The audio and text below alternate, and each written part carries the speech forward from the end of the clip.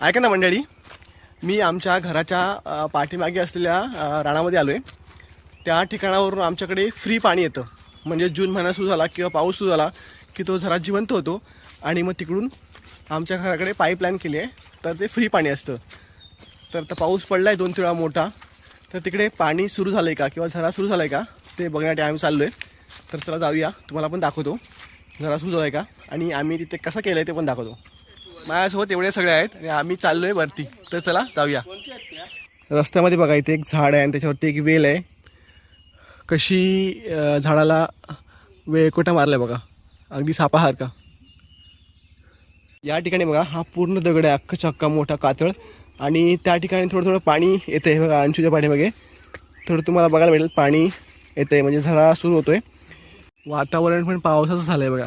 मंडळी, मृग नक्षत्रामध्ये छोट्या ओढ्यामध्ये खूप सारे खेकडे पाहायला मिळतात, कारण ते पिल्लं घालणार असतात त्यावेळेला.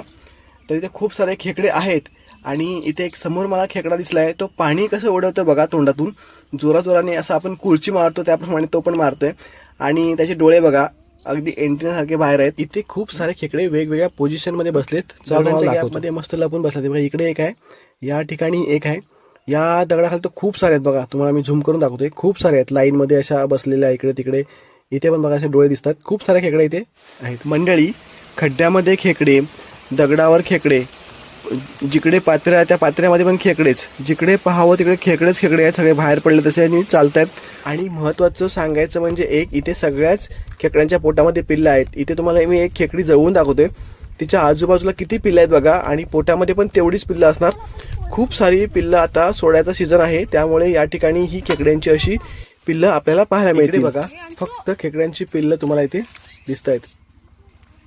हे बघा मंडळी, माझ्याकडे एक खेकडा आहे, पूर्ण भरलाय बघा, पूर्ण पिल्लं त्याच्यामध्ये. या वेळेला त्याला कधीच पकडायचा नसतो आणि खायचा पण नसतो. त्यामध्ये हजारो लाखो पिल्लं असतात. ती बघा,